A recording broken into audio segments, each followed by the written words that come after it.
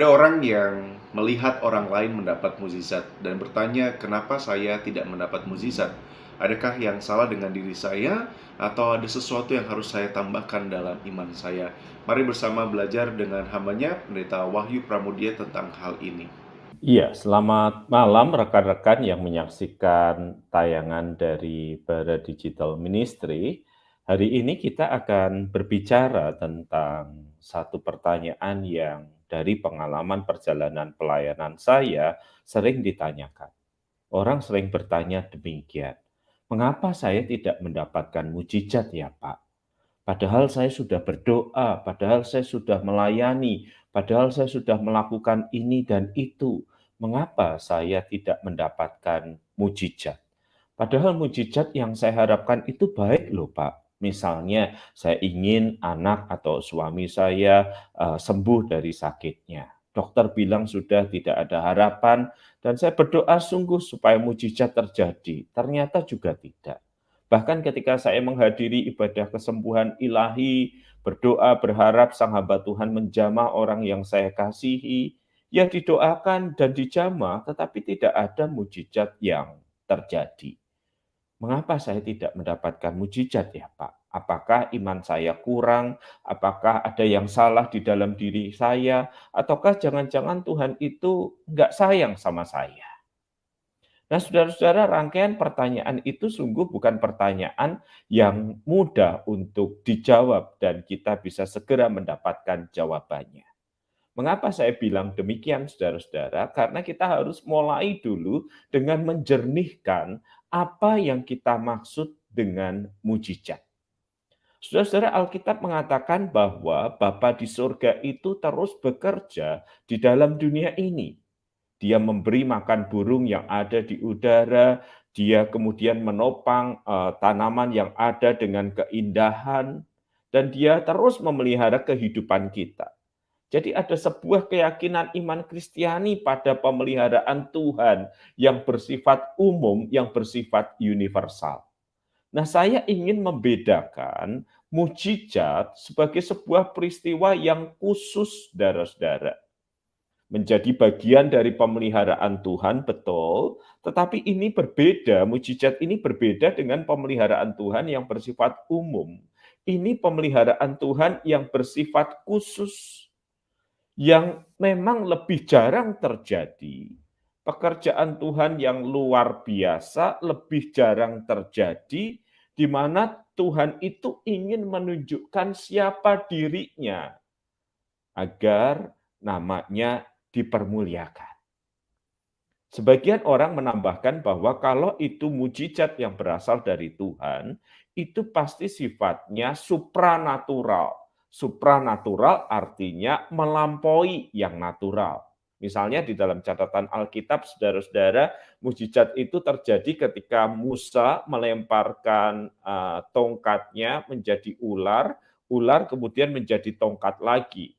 Elia berdoa untuk hadirnya hujan, dan kemudian berkumpullah awan dan hujan itu terjadi. Alkitab mencatat bagaimana Kristus itu menyentuh, menjamah, memulihkan orang, menghidupkan orang mati, dan mujizat itu terjadi. Jadi mujizat itu memang ditandai dengan sesuatu yang supranatural, yang melampaui apa yang kita biasa sebut sebagai hukum alam atau sesuatu yang natural. Oleh karena itu, saudara-saudara, mujizat itu memang lebih jarang terjadi dibandingkan pemeliharaan Tuhan yang bersifat umum. Misalnya saya sering mendengar orang berkata, "Loh Pak, kalau kita bisa bernafas setiap hari, itu juga mujizat Tuhan." Begini saudara-saudara, kalau kita membedakan pemeliharaan Tuhan yang bersifat umum dengan mujizat yang bersifat khusus, maka kita katakan bahwa mujizat itu memang tidak terjadi setiap hari. Kalau mujizat terjadi setiap hari, dia bukan mujizat. Di dalam definisi, ini sebuah aktivitas dari pekerjaan Tuhan yang supranatural, yang datang dengan sebuah pesan yang ingin Tuhan sampaikan. Jadi kita pahami dulu ada pemeliharaan Tuhan yang bersifat umum, kita percaya Bapa terus bekerja di dalam dunia ini, ada pemeliharaan Tuhan yang bersifat khusus, spesial, lebih jarang terjadi, yang kalau peristiwa mujizat itu terjadi akan menyentak dan menghasilkan kekaguman orang, dan mujizat itu sendiri biasanya dilakukan Tuhan untuk menegaskan berita Injil. Itu sebabnya saya tidak heran saudara-saudara kalau orang yang belum percaya misalnya di KKR-KKR penyembuhan ilahi itu menerima kesembuhan. Karena mereka membutuhkan tanda yang jelas bahwa Kristus adalah Tuhan, tanda yang supranatural. Dan mujizat itu dilakukan Tuhan, dihadirkan Tuhan lewat hambanya, bukan untuk kemuliaan hambanya, tetapi untuk menegaskan keabsahan berita Injil. Itu tujuan pertama dari mujizat yang Tuhan lakukan, yang saya percaya masih Tuhan lakukan sampai saat ini. Mujizat pemeliharaan Tuhan yang bersifat khusus itu yang pertama berguna, berfungsi untuk menegaskan berita Injil. Yang kedua, saudara-saudara, mujizat sebagai bentuk pemeliharaan Tuhan yang bersifat khusus itu menegaskan bahwa kerajaan Allah telah datang di dalam diri Kristus. Kita tentu di dalam doa Bapa kami diajar untuk berdoa, datanglah kerajaanmu, jadilah kehendakmu. Artinya kita diajar berdoa bagi terjadinya pemenuhan kerajaan itu. Tetapi Kristus ketika dia datang ke dunia ini menyembuhkan yang sakit, mengusir setan, dan pelayanan-pelayanan itu diteruskan oleh hamba-hambanya menjadi sebuah tanda bahwa kerajaan Allah sudah ada di tengah-tengahmu. Dan kerajaan Allah yang sudah ada di tengah-tengah kita itu menanti penggenapannya kelak. Mengapa mujizat itu terjadi? Apa tujuan mujizat itu terjadi? Yang pertama, dia mengesahkan berita Injil bahwa Yesuslah Tuhan dan satu-satunya juru selamat. Yang kedua, bahwa dia menegaskan kerajaan Allah telah hadir di dalam diri Kristus, dan ini tandanya pekerjaan pemulihan yang luar biasa. Yang ketiga, saudara-saudara, mujizat itu membawa kemuliaan bagi Allah. Nah, ini penting, saudara-saudara. Jadi kita tahu bahwa mujizat itu tidak pernah Tuhan lakukan hanya untuk menyenangkan umat-Nya. Saya tahu mungkin Anda akan berkata begini, Pak, seandainya mujizat itu terjadi di dalam hidup saya pasti percaya, saya mudah percaya, mujizat itu pasti menghasilkan kepercayaan. Oh, belum tentu, saudara-saudara. Kita bisa membaca catatan di dalam Alkitab, kita tahu banyak mujizat terjadi di depan mata Firaun, Firaun tidak menjadi percaya. Banyak mujizat terjadi di antara orang Israel sendiri, tetapi mudahkah bagi mereka untuk percaya? Mereka tidak percaya dalam perjalanan yang dipimpin oleh tiang awan dan tiang api sebagai bentuk mujizat Tuhan. Kaki mereka menginjak mana yang merupakan bagian dari mujizat Tuhan. Mereka masih bisa bertanya, adakah Tuhan di tengah-tengah kami atau tidak ketika mereka mengalami kekurangan air. Jadi mujizat tidak serta-merta akan menghadirkan sebuah iman dan kepercayaan. Kurang banyak apa mujizat yang Yesus lakukan? Dia menyembuhkan orang yang sakit, dia membangkitkan orang yang mati. Tetapi toh mereka tidak percaya kepada Kristus, tetapi toh mereka menyalibkan Kristus kan? Maka dari sini kita paham bahwa mujizat itu tidak serta-merta menghasilkan iman. Mujizat itu tidak serta-merta membuat orang jadi percaya. Jadi saudara-saudara kita sampai kepada pemahaman ini. Mujizat, semeia, dia adalah tanda. Tanda yang menunjuk pada realita yang lebih besar. Ini peringatan bagi kita, orang-orang yang selalu mencari mujizat. Di sana ada kesembuhan, di sini ada pemulihan apa, pemulihan itu, kemudian kita mengarahkan diri kita ke situ, yang kita kejar mujizat.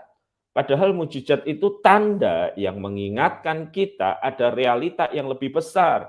Realita yang lebih besar itu apa? Tuhan, kehadiran, dan pekerjaannya. Jadi aneh kan saudara-saudara kalau Anda mendapati orang sedang lapar, kemudian berhenti di depan sign, di depan tanda rumah makan 300 meter. Bukan. Tanda itu mengarahkan pada realita yang lain bahwa ada rumah makan. Mujizat peristiwa pemeliharaan Tuhan yang bersifat khusus, yang bersifat supranatural itu mengingatkan kita bahwa masih ada Tuhan, masih ada Sang Pencipta kehidupan, dan hidup kita ada di tangannya. Jadi mari lihat mujizat sebagai tanda, bukan sebagai tujuan akhir. Dia mengajak kita untuk melihat realita yang lebih besar. Lalu mengapa saya tidak mendapatkan mujizat? Pertanyaan yang lebih tepat mungkin barangkali adalah, mengapa kita harus mendapatkan mujizat?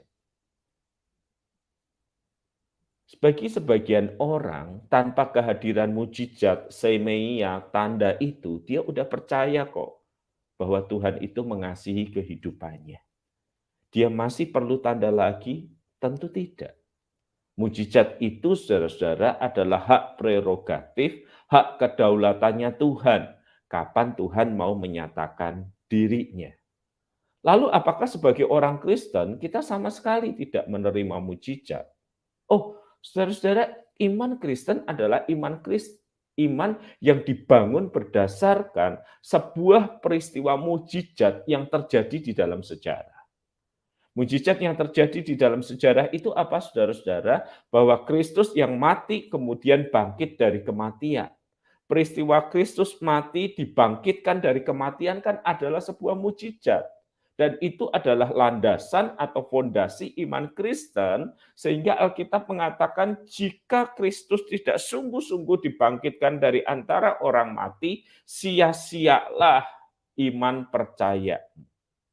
Jadi iman Kristen, setiap orang yang percaya, saudara-saudara, sebenarnya dia sudah melihat sebuah mujizat yang melandasi hidup kekristenannya.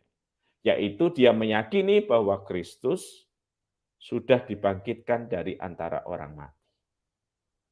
Mengapa saya tidak mendapatkan mujizat? Mujizat itu bagian dari kedaulatan Allah. Tidak ada yang bisa kita lakukan untuk kemudian memaksa Tuhan untuk berkata, "Oke, karena kamu sudah melakukan ini dan itu, maka ini mujizatku kepadamu." Bukan, mujizat itu bukan upah. Mujizat itu bukan piala. Mujizat itu mutlak hak kedaulatannya Tuhan, hak prerogatifnya Tuhan. Sementara saudara-saudara, kita semua memahami realita yang lain, bahwa iman Kristen ini, saudara-saudara, berlandaskan pada mujizat dibangkitkannya Kristus dari antara orang mati. Nah, mungkin Anda bertanya begini, Pak, zaman sekarang masih bisa terjadi mujizat enggak sih? Pekerjaan Tuhan yang luar biasa untuk membawa pesan tentang siapa dirinya. Pak, Bapak percaya bahwa yang di masa sekarang mujizat masih ada? Saudara, izinkan saya menceritakan sebuah pengalaman yang menarik, saudara-saudara. Bertahun-tahun yang lalu sebelum pandemi datang, kami itu melayani di sebuah daerah di NTT, di sebuah pelosok 4, 5, 6 jam perjalanan dari kota Kupang karena jalan yang begitu buruk, saudara-saudara. Tidak ada listrik, tidak ada air, kami pakai genset untuk melakukan ibadah kebangunan rohani bagi orang tua dan anak-anak. Nah, di hari terakhir kami membawa hadiah dari Samaritan Purse dari Amerika, saudara-saudara. Hadiah itu dikemas di dalam kotak-kotak, kami tidak pernah tahu apa isinya, cuman dibedakan ini yang laki-laki, ini yang perempuan. Jadi hadiah itu dikirim entah tahun kapan dari Amerika, nyampe Surabaya, ada di gudang, dan kemudian kami bawa dari Surabaya ke NTT, saudara-saudara, ke pelosok, ke satu tempat di pelosok itu dibagikan untuk anak-anak. Sekali lagi kami tidak pernah tahu apa isinya. Tidak kelihatan dari luar. Hanya dibedakan ini untuk anak laki-laki, ini untuk anak perempuan. Udah gitu aja, saudara-saudara. Nah, pada saat pembagian semua anak ketawa, semua anak gembira, semua anak memuji Tuhan, semua anak, wah, dapat kacamata, dapat boneka, dapat buku, dapat barang-barang yang membuat mereka bisa langsung dipakai, ketawa, gembira, bahagia. Semua senang dapat hadiah, saudara-saudara, termasuk juga saya, bukan? Termasuk kita kalau dapat hadiah. Salah satu anggota tim, saudara-saudara, lalu mengingatkan saya bahwa di sana, Pak, ada satu anak perempuan yang menangis ketika membuka kotak hadiahnya. Saudara, kalau kita mendapatkan hadiah menangis, apa sih yang ada di dalam benak kita? Kita nggak suka hadiah itu nggak cocok bagi kita nggak mau hadiah itu, bukan? Dan saya tanya, ya kenapa kamu menangis? Mohon maaf kalau hadiahnya tidak seperti yang kamu bayangkan, kami nggak punya hadiah yang lain untuk kamu. Saudara-saudara, anak sekolah itu kemudian mengangkat hadiah yang dia terima, sebuah kalkulator kecil, sebuah kalkulator made in China yang dipegang di tangannya. Lalu dia berkata begini kurang lebih, "Saya menangis bukan karena saya sedih. Saya menangis karena saya tahu Tuhan itu sayang sekali sama saya. Sudah setahun lebih, ingat saudara-saudara posisi mereka pelosok jauh dari kota Kupang 4-5 jam. Sudah setahun lebih saya berdoa meminta kalkulator. Barang yang sederhana yang bisa kita dapatkan dengan mudah di Surabaya, Jakarta, kota-kota kecil. Tetapi di pelosok NTT itu butuh 3-4 jam perjalanan ke Kupang dan itu sangat jauh dan sangat sulit. Dan setelah 1 tahun berdoa, saya dapatkan kalkulator ini. Saudara, ada ribuan, ratusan ribu mungkin hadiah Samaritan Purse yang dibagikan ke seluruh dunia. Sebagian nyampe Surabaya. 300 kotak, 400 kotak kami bawa. Bagaimana mungkin ada satu kotak yang bisa begitu pas menjawab kebutuhan anak itu setelah didoakan 1 tahun lebih? Siapa yang mengatur kotak itu jauh dari Amerika di antara ratusan ribu kotak? Kok bisa kemudian jatuh di tangan yang tepat? Kami panitia tidak bisa mengaturnya, kami tidak kenal anak itu, tidak tahu kebutuhan anak itu. Tetapi di balik peristiwa itu saya rasa ada tangan pekerjaan Tuhan yang hendak menegaskan bagi anak itu bahwa aku mendengar doa-doamu, bahwa aku mengasihimu, bahwa aku mencintaimu. Jadi saya percaya mujizat masih terjadi, tangannya masih bekerja dengan luar biasa dan dahsyat. Dia mengatur, dia memelihara semesta, dia menyatakan siapa dirinya. Tapi saudara-saudara, sekali lagi, ya hanya satu orang anak itu yang mendapatkan mujizat itu. Yang lainnya mendapatkan pemeliharaan Tuhan yang umum, yang membuat mereka bisa gembira, tertawa, bahagia. Jadi mujizat sekali lagi tidak terjadi setiap hari. Mujizat itu bagian dari pemeliharaan Tuhan, tetapi yang bersifat khusus, spesifik, untuk menegaskan berita Injil, untuk menunjukkan seperti apa Allah yang kita yakini dan percayai, dan membawa kemuliaan bagi Allah, dan bukan mempermuliakan orang yang melakukannya atau orang yang menerimanya. Mujizat adalah sebuah tanda. Tanda itu bisa kita minta, boleh kita minta, tentu saja, tetapi kuasa untuk memberikannya tidak berasal dari diri kita. Kuasa untuk memberikannya berasal dari Allah sendiri. Baik, saudara-saudara, saya akan berhenti pada bagian ini supaya bisa menjawab pertanyaan saudara-saudara. Silahkan. Baik, baik. Terima kasih Pak WP untuk penjelasan malam hari ini. Saya rasa dan semua saya merasakan bahwa apa yang sudah dijelaskan jadi sesuatu yang baru buat saya juga ya ketika memandang sebuah mukjizat. Karena begini Pak, ketika biasanya gitu ya, ini mungkin subjektif dari saya, cara pandang saya yang subjektif, jadi maafkan saya. Tapi ini bisa mewakili dari banyak pertanyaan tentang mukjizat. Nah, kadang-kadang kan jadinya kita bisa salah Pak.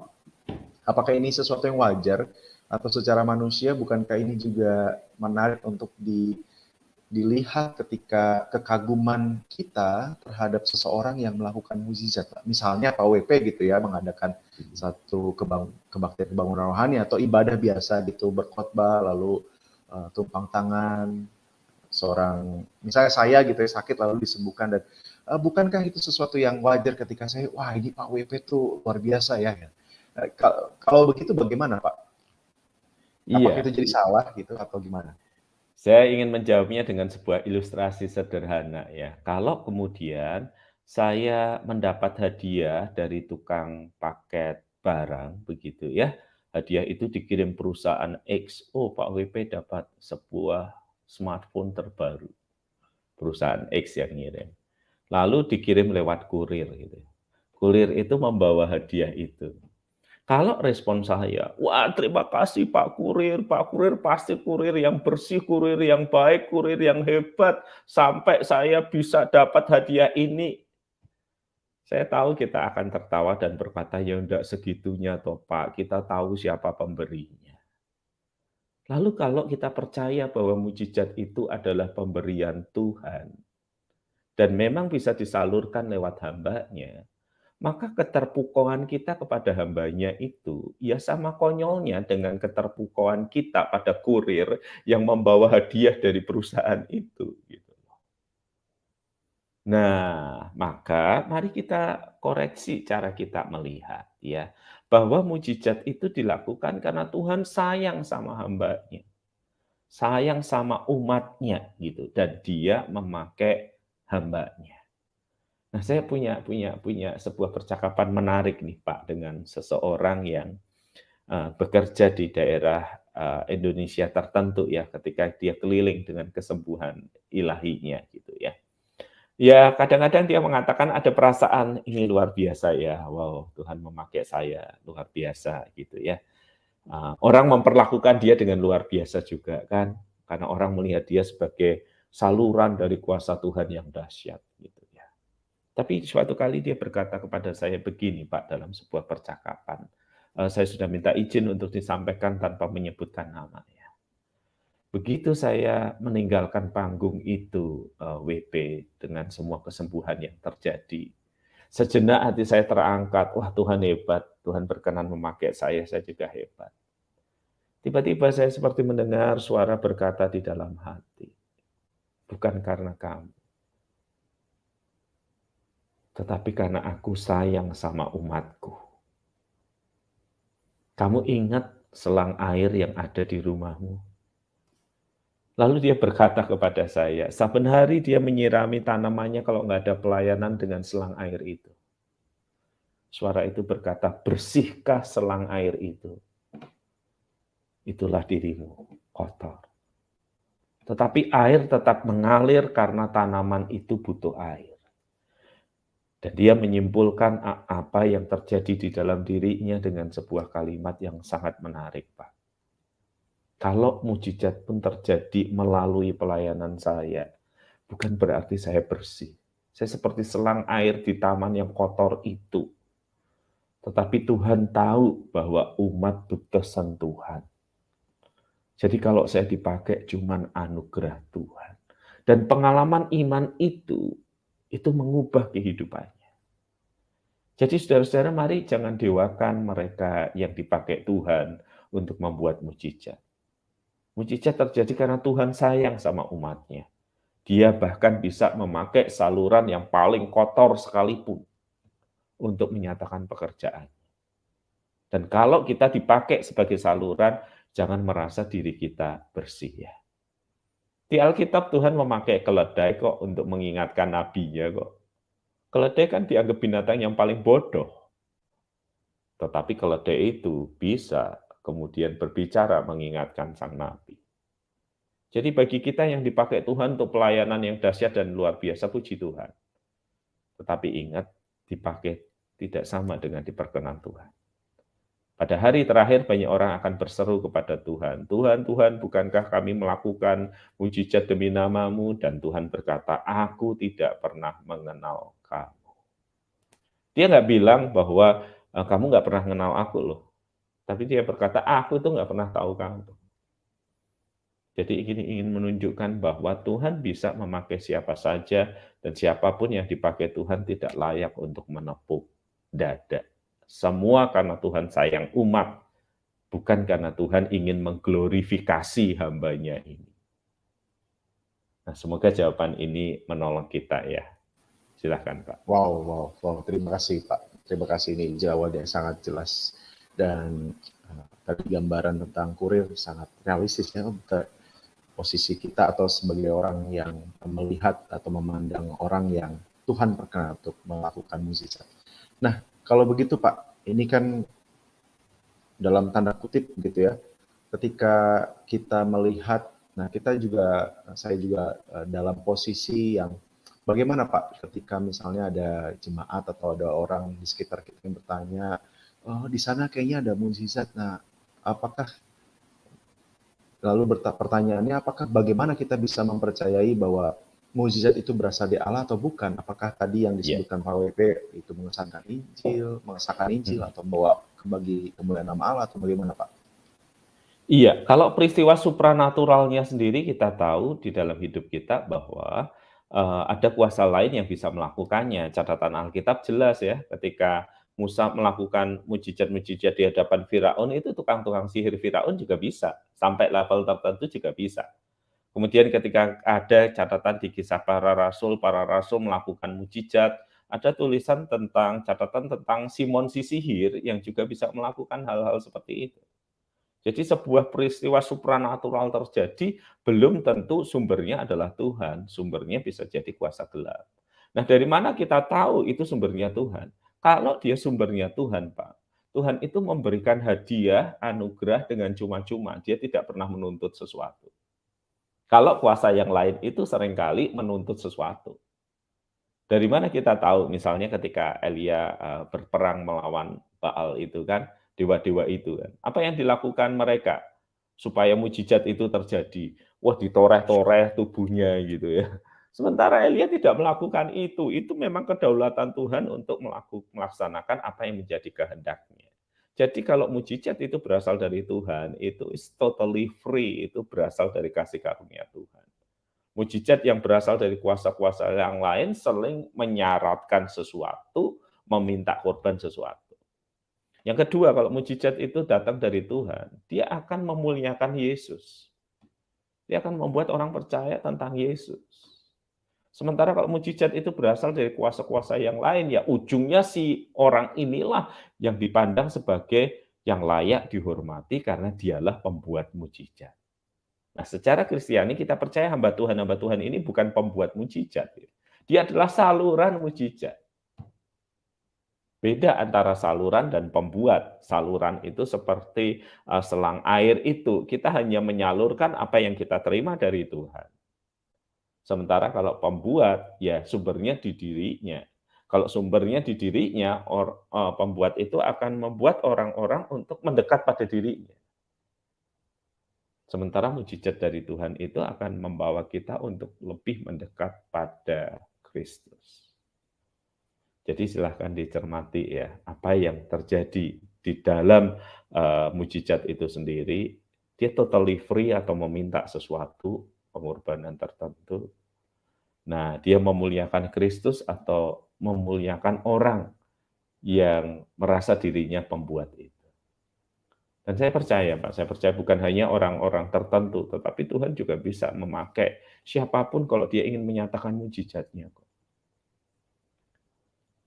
Karena Tuhan sayang pada umatnya, bukan karena kita layak. Silakan, Pak. Baik. Terima kasih, Pak. Nah, ini tadi sepintas saya juga mendengar penjelasan Pak WP tentang bagaimana cara seseorang yang di dalam Tuhan memandang sebuah mujizat. Nah, artinya kalau boleh penegasan sebagai penutup, Pak, korelasi pengenalan kita terhadap Kristus dan kebenaran ini dan juga cara kita memandang mukjizat ini kan di mana Pak, atau titik temunya itu di mana supaya kita menekankannya bukan hanya itu, tetapi juga mungkin bicara tentang pengenalan supaya kalaupun Tuhan dalam tanda kutip ya tidak melakukan mukjizat, kita tetap beriman, tetap teguh, tetap kuat menantikan apa yang misalnya dalam pengharapan kebenaran kitab suci, Pak. Iya, yang pertama mukjizat itu tanda mengarahkan kita pada realita yang lebih besar. Sebagian orang tidak merasa saya perlu mukjizat sekarang, Pak. Bagi saya salib itu udah mukjizat terbesar. Kasih Tuhan kepada diri saya, bagaimana Kristus hidup, mati, dibangkitkan, saya sudah percaya itu, Pak. Nah, kalau iman kita sudah sampai pada titik itu, kita kan nggak butuh tanda lagi. Kapan kita butuh tanda? 300 meter ada rumah makan. Ketika kita belum di rumah makan, Pak. Ketika kita dalam perjalanan. Wah, aku butuh diyakinkan, wah ini ada tanda. Gitu. Mengarah ke sana. Gitu ya. Tetapi kalau kita sudah sampai di rumah makan, kita nggak butuh tanda itu. Saya sudah percaya Kristus kok, Pak. Sama seperti kata salah satu jemaat saya. Mau Tuhan buat mujizat atau enggak, ya saya terima dengan syukur. Iman saya tetap percaya pada Kristus, pada salib itu. Sudah cukup untuk saya, Pak. Jadi sudah di rumah makan, dia tidak butuh tanda 300 meter lagi rumah makan, gitu kan. Yang kedua, dia sebagai tanda akan menjadi percuma kalau kita tidak bergerak ke arah yang dituju. Orang Israel itu selalu kagum dengan mujizat ya. Wah hebat, wah ada mana, ada tiang awan, tiang api, ada mujizat, ada suara Tuhan. Tapi iman mereka tidak pernah bergerak ke arah itu gitu loh. Begitu ada masalah dikit, adakah Tuhan di tengah-tengah kita atau tidak? Loh tiang awan, tiang api mana masih ada? Kok bisa bertanya seperti itu? Gitu. Jadi mujizat sebenarnya adalah ajakan, sebuah tanda untuk mengajak kita percaya pada realita yang lebih besar yang ditunjuk. Jadi jangan hanya kagum pada tanda itu. Aneh dong kalau Anda lapar kemudian Anda berhenti di depan tanda 300 meter ada restoran dan kemudian Anda merasa sudah sampai tujuan, sudah kenyang saya Pak. Belum, harus bergerak menuju ke arah itu. Dan Tuhan tahu Pak, saya rasa Tuhan tahu. Sebagian orang membutuhkan mujizat itu. Dan Tuhan tahu sebagian orang tidak perlu mujizat yang dalam arti pemeliharaan Tuhan yang khusus dan spektakuler dan supranatural. Dan Tuhan tahu kapan saat paling tepat untuk menyatakan mujizatnya. Nah, semoga ini menolong saudara-saudara memahami secara lebih utuh dan penuh, menjawab pertanyaan mengapa saya tidak mendapatkan mujizat. Bukan berarti Tuhan tidak sayang. Tuhan tahu barangkali kita tidak membutuhkannya. Silakan, Pak. Amin, amin. Terima kasih sekali Pak. Ini menolong kita. Jadi rekan-rekan yang baru bergabung dan mungkin baru pertengahan atau di akhir-akhir mendengar apa yang Pak WP sampaikan, setelah ini nanti bisa mengulangnya dari awal di YouTube Bara Digital Ministry supaya semakin lengkap dan utuh ketika mendengar di bagian ini. Karena ini buat saya juga sesuatu yang penting supaya mengingatkan kita adalah perjalanan iman Kristen yang rasanya juga tidak mudah dan tidak mulus di hari-hari ini gitu ya. Jadi semakin dekat dan mengenal Tuhan dalam kehidupan kita. Baik Pak WP, malam hari ini terima kasih sekali untuk kebenaran yang sudah disampaikan, juga contoh kesaksian yang sudah Bapak berikan kepada kami semua. Kalau ada closing statement, saya persilahkan, dan setelah itu Pak WP saya mohon juga untuk menolong kita menutup di dalam doa, Pak. Saudara-saudara, mujizat sebagai pemeliharaan Tuhan yang khusus sungguh adalah hak prerogatif Tuhan. Dia tahu kapan itu perlu bagi kita. Dia tahu apakah itu perlu bagi kita. Dan semua akan menjadi indah pada waktunya. Karena itu, kita mesti mengingat, tanpa mujizat yang spektakuler yang terjadi sekarang, iman kita kepada Kristus juga adalah sebuah iman yang di dalam sejarah berdasarkan sebuah mujizat yang terjadi, bahwa Kristus telah dibangkitkan dari antara orang mati. Tetap percaya, tetap beriman, menyadari pemeliharaan Tuhan yang umum, walaupun mungkin kita tidak menerima mujizat atau pemeliharaan Tuhan yang bersifat khusus itu. Mari kita berdoa. Tuhan, arahkan mata kami pada salib itu. Ada mujizat besar di sana. Karena begitu besar kasih Allah pada dunia ini sehingga Ia memberikan Kristus mati bagi mereka yang percaya. Dan juga ada mujizat besar yang melandasi iman kami secara historis, bahwa Kristus yang mati dibangkitkan pada hari yang ketiga. Dan jika itu cukup bagi kami, maka kami sungguh bersyukur untuk pekerjaan-Mu. Berdoa untuk rekan-rekan dalam pergumulan hidup sehari-hari, apa dan bagaimana situasi dan kondisi mereka, kiranya Tuhan menyertai dan menopang. Amin. Amin. Sekali lagi terima kasih buat Pak WP malam hari ini boleh menjadi saluran berkat buat kita, dan juga rekan-rekan terima kasih untuk sudah bergabung, sudah bertanya dan juga mengirimkan komentar. Kalau ada pertanyaan atau komentar yang belum bisa saya sebutkan, saya mohon maaf. Saya Freddy Timotius bersama dengan Pak WP dan juga kerabat yang sudah melayani di balik layar, mengucapkan selamat malam, sampai jumpa besok malam. Tuhan berkati kita semua. Amin. Amin.